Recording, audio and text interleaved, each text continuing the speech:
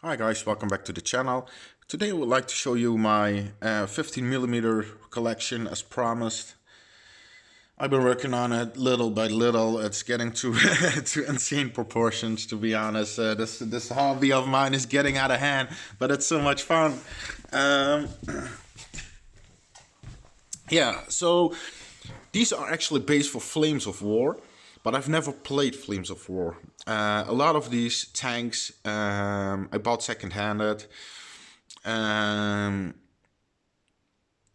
and some I painted myself. I've been working on the terrain, as you can see, and some more terrain, like I still have to make ruins and stuff to play on this scale, because I do think 50mm is the most convenient way, like, you know, in terms of space, and putting large units on the table. And let's be honest, guys, these figures, I will get some close-ups in a minute, but these figures looks absolutely stunning.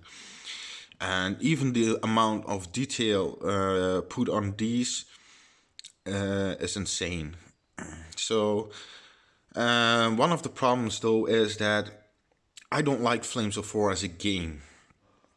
Because in Flames of War, when I see the tables, you know, and when I see a tutorial or a battle recorded and put on YouTube, then it seems to me that all it counts is tanks, armor, and tanks. And of course, this is true in a mobile war like World War II.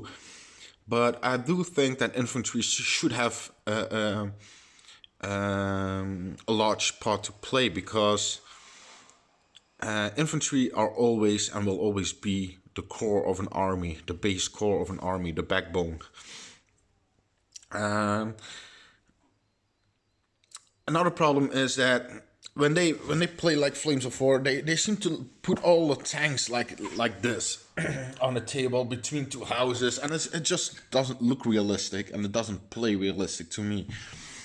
So I would like to play something like Bolt Action on this scale, but then I have the problem: my figures are based for Flames of War. So how am I gonna tweak the rules a little bit? How am I gonna do infantry versus infantry combat? And how am I gonna fire when I have Panzerfaust machine guns like here, all in the same stand? So if you have any answers for me on that would be great. You would really help out a lot. So let's dive into the table and the armies here. I got two armies. One German army late war, and one Soviet army late war. Now, basically everything here is from Flames of War, so you can imagine there's quite a price tag on this collection right here. I had to sell a lot of my 1/6 scale figures, but I wasn't really using them, and they're just in a box, and they're too fragile anyways so I sold them and got this army instead. So let's dive into here. I will refer to these as units or platoons, because there's not a specific rule set yet I'm going to play. So here we have a platoon of Volkssturm. And the Volkssturm were Germany's last and worst cannon fodder infantry, because they basically ran out of people, and they told every civilian between 12 and 60, gave him Panzerfaust, gave him an R-band, and basically you're now Germany's infantry. So we got those. They are reinforced by two batteries of Pak 40s. Here we got two half tracks. I still have to add some more. I'm thinking about getting a kit from Plastic Soldier Company for that. Right here we got the Volksgrenadier. And the Volksgrenadier is a better version of the Volkssturm, basically. Still better trained units.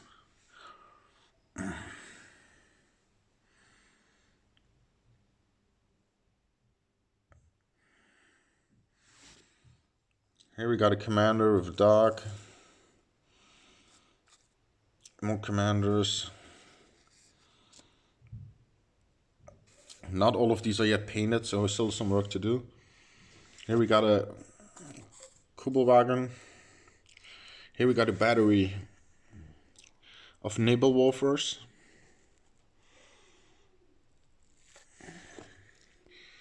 Then we have the HQ. This is actually a very cool scenery.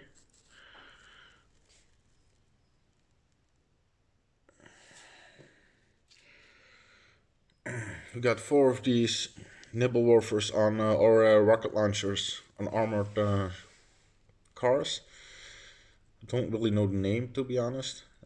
Behind there we have a large platoon of Panthers. Here I still have to paint that up a little. I have a V1.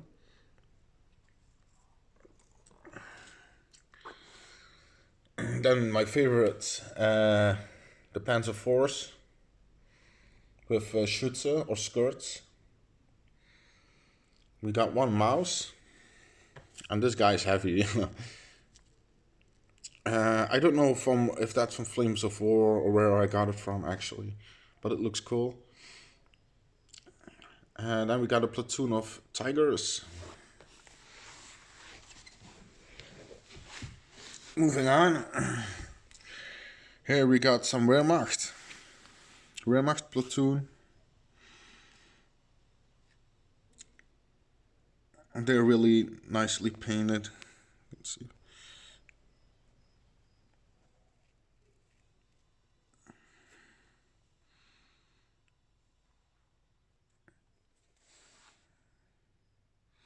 You can see there's some Russian POWs being executed. So these figures look absolutely great. I can't wait to play with these, man. There we have some 2 88s, 88mm. And behind the tree right here, we got a King Tiger with both a Porsche and a Henschel turret. So the King Tiger actually was fabricated by 2 competing companies. So let's see. Then we got a platoon of Stuks actually. Stuk for Sturmgeschütz, for assault gun. A lot of people, especially British people, tend to say stuck, but it's not stuck. It's Stuk. Stuck is like when you get your feet caught in a drainage pipe or something, or your hand in the sink or something, you know. You know what I mean. So I was actually thinking, because I can speak a little bit German, to make a video about German World War II pronunciations, and basically in a few rules explain everything, how you can pronounce it correctly, and to see the true meaning behind it, because Germans name everything very literally. Okay, here we got the Soviets, late army. The figures are from Plastic Soldier Company, very cheap. I believe 25-30 euros for all the figures.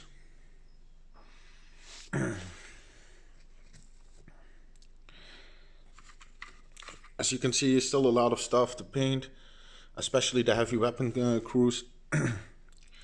So yeah, I have like 3 large platoons, if they're still platoons, but a lot of mortars.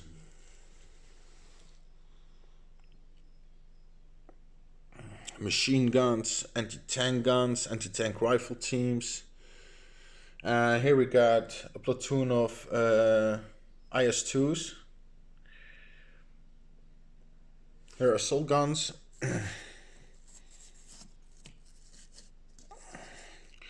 In the back we got the Katyushas, of course unmissable in any late Soviet, big Soviet army.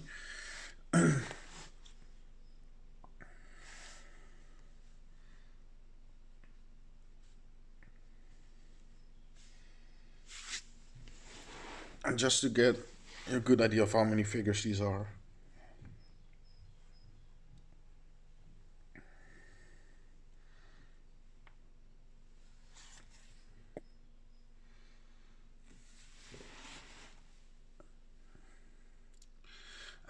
And last we got some T-34s, but I didn't decal them because I want to use them both as captured German tanks and you know, Beutepanzer, all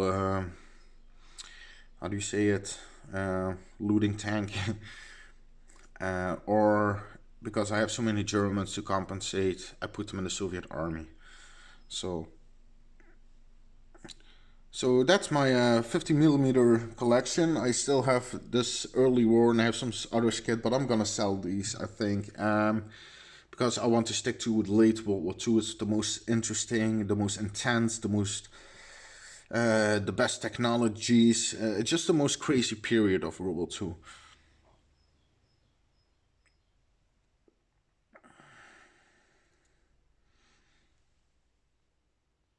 So there we go. Please, if you have any ideas how I can make rules so I can use both the machine guns and the Panzerfaust, like, hey, if I fire the Panzerfaust, I will not fire the machine gun or something like that. If you have any simple solutions on that problem, I'd be happy to hear. Please like, subscribe, and I'll see you later. Thanks, bye bye.